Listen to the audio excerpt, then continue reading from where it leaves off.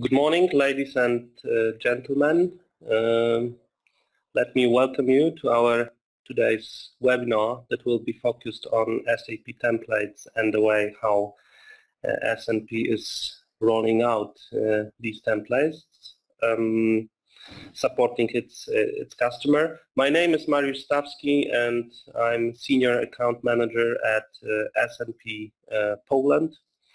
And I will lead you today through the slides and explain how S&P is supporting SAP rollouts on its customers' side. Our today's presentation is divided in two main parts. I will provide you with a short overview of our company, give you some important facts on what we do, who we are, and how we can support you. And in the second part, I will lead you through S&P approach towards SAP rollout projects. We'll explain you how we do it, what our methodology is, and what are important aspects to think of when planning such an undertaking at your organization.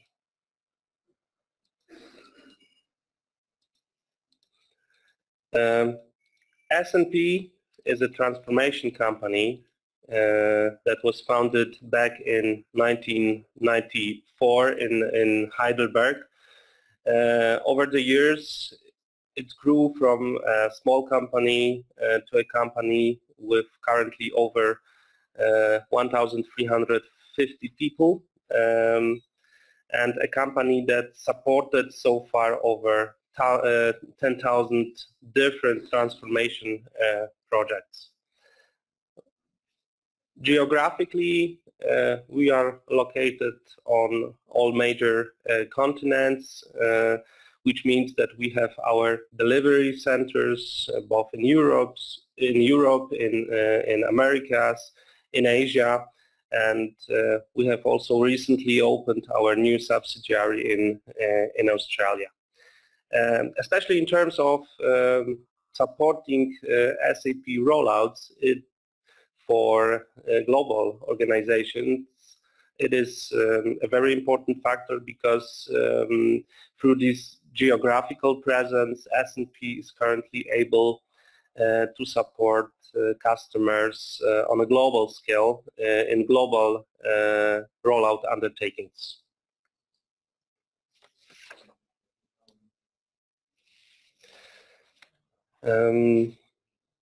As our president of the board says, transformation never ends, which means that companies change as their business environment change, and we are a company that understands this and is supporting our customers in the daily transformations that are part of the business life. Currently, we have a lot of transformation projects related to SAP S/4HANA migration, and we do it also our own way, the so-called Bluefield way. However, today is not the best day to talk about it because we will focus on, as said at the very beginning, on the SAP rollouts. And coming back to rollouts, it is important for you to understand that S&P has been supporting SAP rollout projects for more than 20 years now, and during that period we have helped our customers both build corporate SAP templates and roll them out to different subsidiaries, in fact all over the world. Looking on the numbers, so far we have supported over 200 different SAP rollouts in more than 50 countries on different continents. We have over 1,000 experts on board that have experience in supporting this kind of projects. And through all these years, we have gathered also quite impressive knowledge on local legal requirements in different countries, which also helps us in all the projects that we support, in all the rollouts that we support.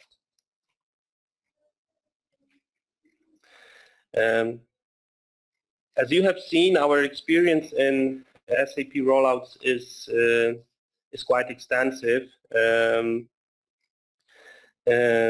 However, we do not limit our activities, as some of our competitors do, only to so-called large projects delivered for multinational companies. We have experience in supporting our customers in projects focused also on one single SAP module, projects engaging one or two consultants and lasting, for instance, one up to 3 months. But on the other hand, we have also delivered multi-stage projects engaging 100 plus SAP consultants and lasting for over 3 years. So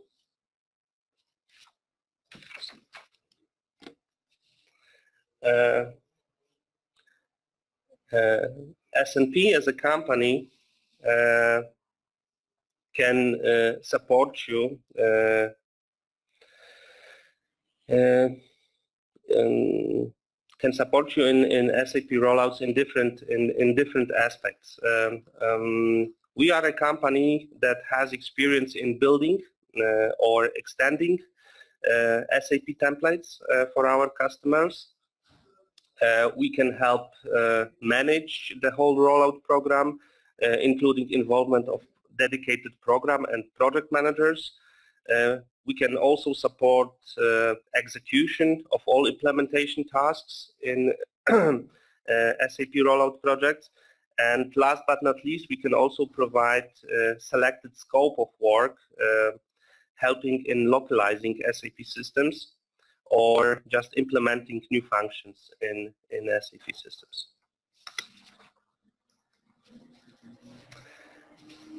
We live in an economy of rapid change. This is quite obvious.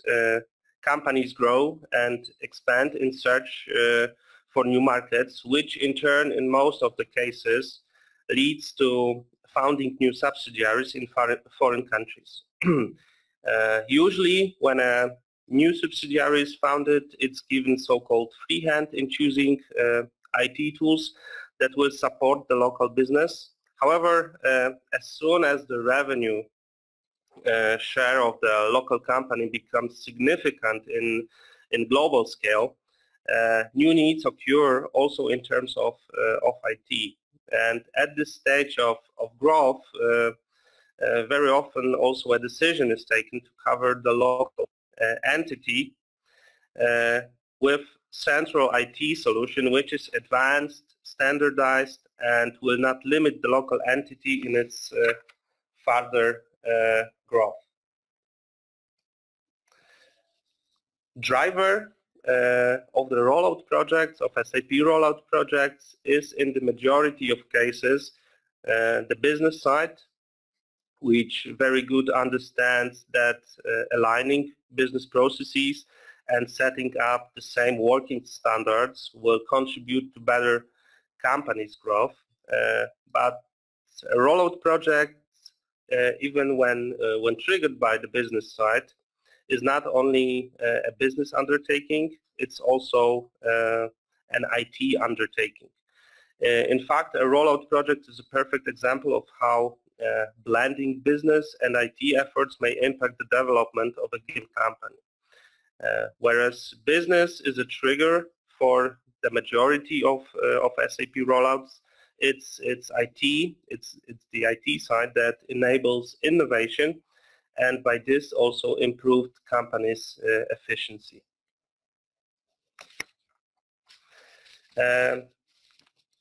Designing the solution template. In this part of our presentation, I want to shortly explain you what we understand when referring to SAP system template or solution template. SAP system template, according to my opinion, may be best defined as a standard set of harmonized core processes that are implemented for a typical company to handle day-to-day business processes. Some of the companies prepare the so-called global basic template as a separate system instance for multiple reuse during different rollout programs. Some companies in turn treat as system template one of the solutions that is already implemented and used at one of the subsidiaries, mostly an SAP system for one of the company codes in country where the headquarters of the company is located. When talking about SAP system template, we may encounter very often also the term of extended template, which should be understood as a set of additional solutions or excuse me, or SAP modules that are not for common use for all the companies in a group or corporation, but only to be used for subsidiaries that really require this extended solutions. A good example for this might be SAP warehouse management solution, SAP WM or SAP EWM, which may be required by some of the subsidiaries and by some not, because they might have some other sophisticated solution in this regard implemented, and the decision is taken not to replace the solution with the template. However, when the system is being rolled out to foreign locations, both local legal and business requirements will certainly occur during such projects, whereas local business requirements may or may not be implemented during the project. It's always kind of business decision to be taken. Local legal requirements are in most of the cases always mandatory to be included in the scope of the rollout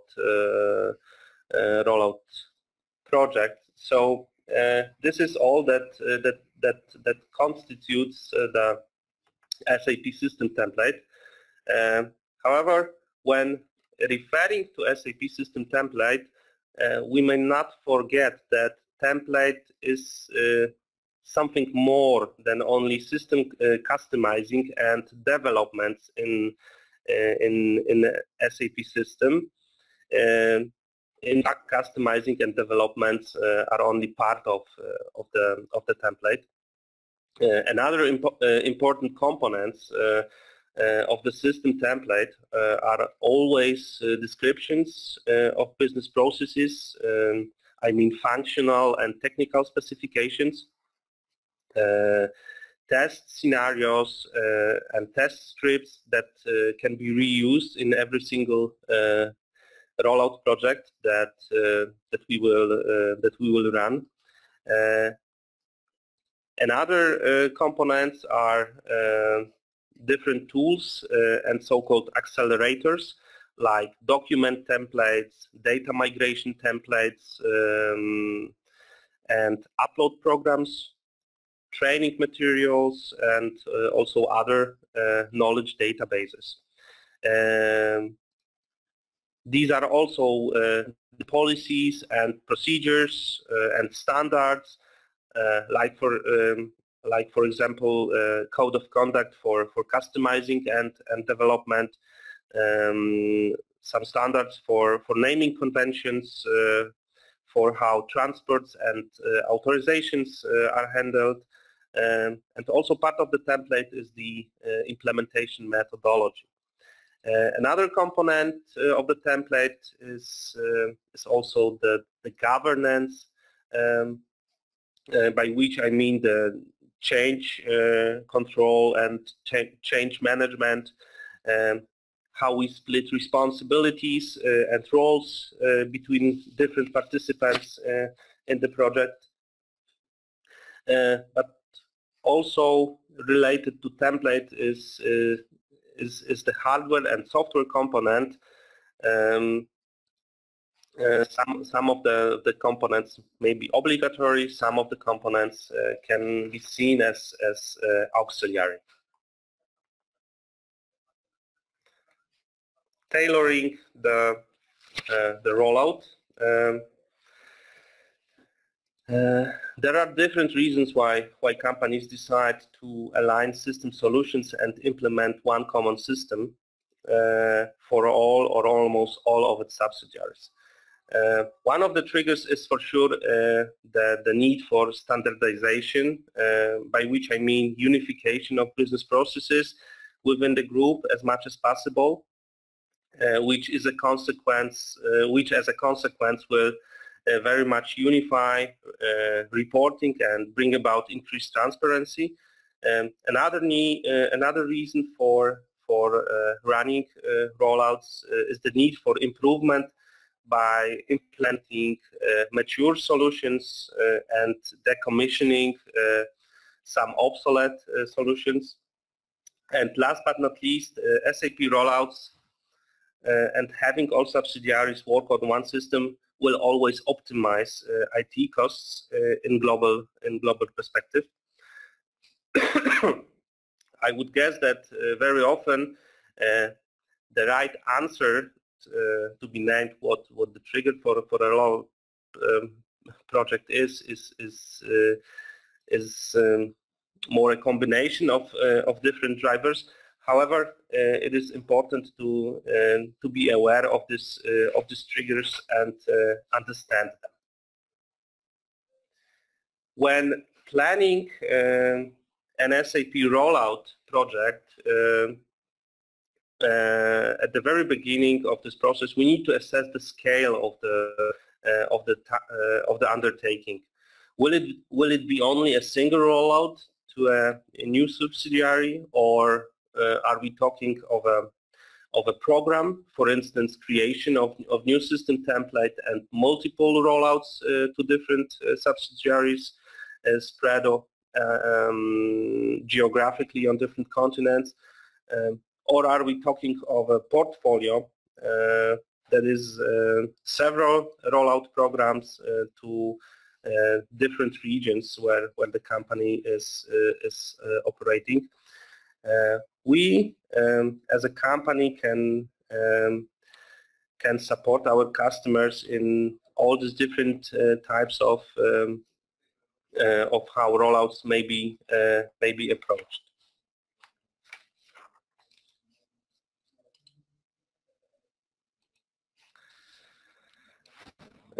While talking of the delivery model, one of the very important aspects to think of is the decision on the project methodology. S&P, as consulting company, uses both its own methodology, which we internally call S&P Go Forward implementation methodology, but we also use SAP Activate methodology, especially for recent projects that we support. Our experience also shows that, especially in case of larger customers, the methodology is a combination of what the customer is expecting, maybe what the customer has in its own methodology, and we are suggesting as good practices.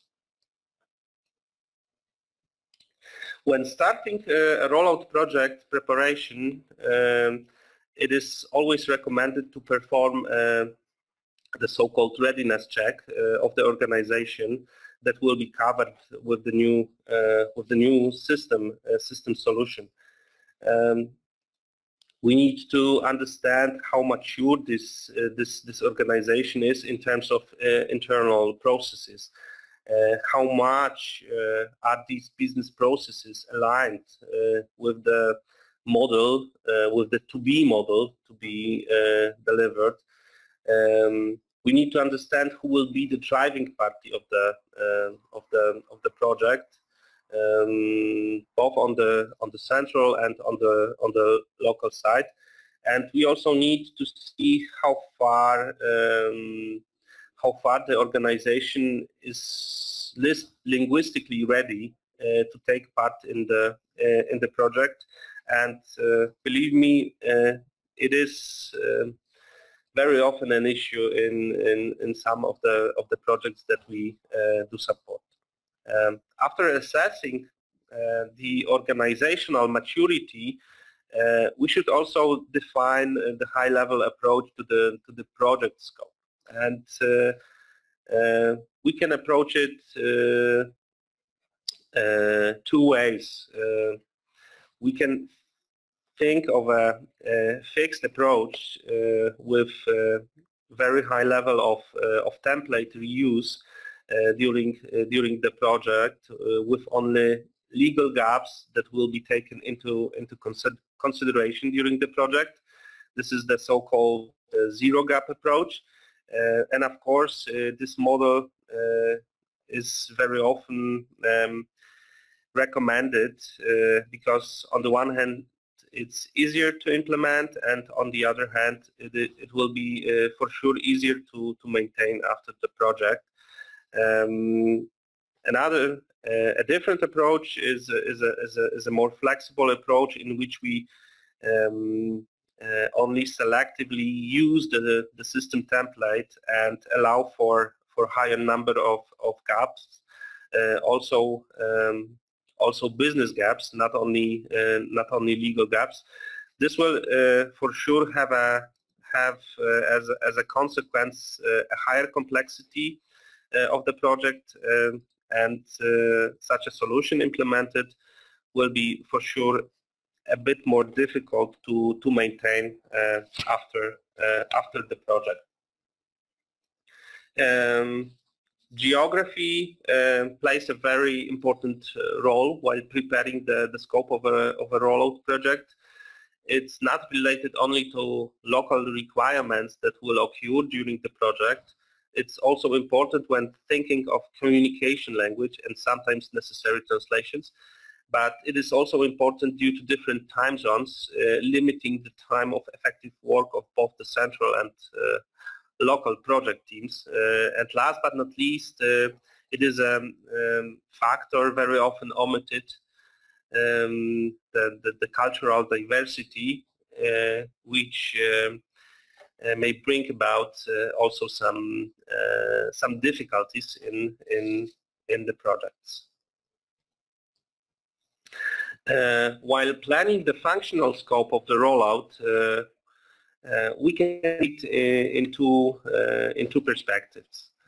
On the one hand, we can see the functional scope as a set of SAP modules in SAP ERP and other SAP and non-SAP systems around the ERP component.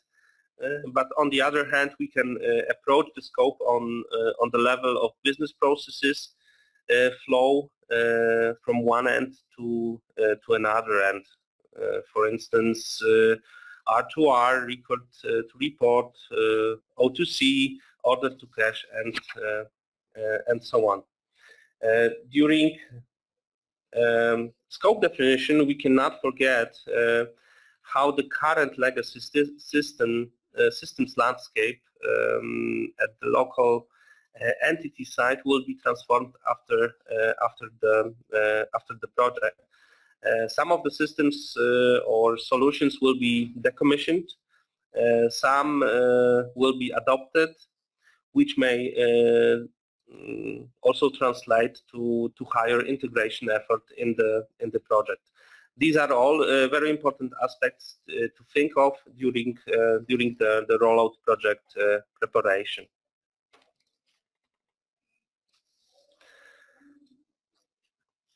One of the, in my opinion, very important but also very often underestimated aspects during SAP system rollout planning is the subject of data migration.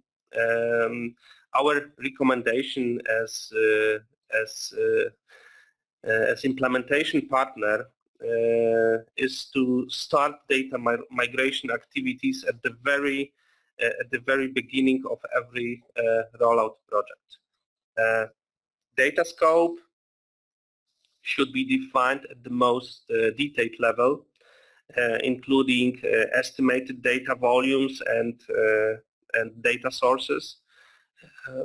We recommend to assign single owners to each data object on both business and project team side. At this stage, also data migration strategy mode, automatic versus manual, of data migration understood as data gathering, cleansing, mapping, uploading, validating, and adjusting should be defined for each data object. We should also determine due dates and deadlines of data migration activities, and these dates should be aligned with other project activities, including migration sequence and potential re-uploads of data. This all brings us to the identification and assignment of roles in the project. In all the rollout projects we have different actors that we can identify both on companies group and local levels, like instance group business process owners and local business process owners, group IT or local IT representatives. In addition to it, we also have participants coming from partners, project partners supporting the implementation, but maybe also some infrastructure or AMS partners that can also have some tasks and some activities in the project. Something extremely important is to clearly understand who is responsible for what and when. We always recommend and prepare at the beginning of every project a very detailed list of activities and deliverables for the whole project lifecycle. It should be clearly assigned who should be responsible, accountable, supporting, consulted, or informed at every single project activity. We could say that this matrix defines deliverable owners and also the decision makers. S&P role as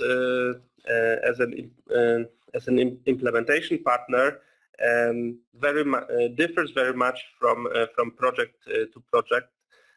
Generally, the role may be pretty limited, only to supporting, for instance, local solution preparation, but we are also very often entrusted with a much wider responsibility, and we are assigned as a partner with in fact the major responsibility for all project activities. One aspect that is also quite important to be during rollout preparation is is the approach to the operations after the project is concluded. We should plan the strategy for handing over the solution to the support organization. We should determine when, who, and to whom the knowledge will be transferred, so that the day-to-day operations after the project team will leave the project, how the system is going to be supported, and also developed if necessary. Okay, so the main facts of our approach to SAP rollouts. At this stage, I wanted to thank you very much for your attendance. If there are any questions, you can send them to us, and we will be pleased to provide you with all the answers. So thank you one more time for your patience, and have a nice day.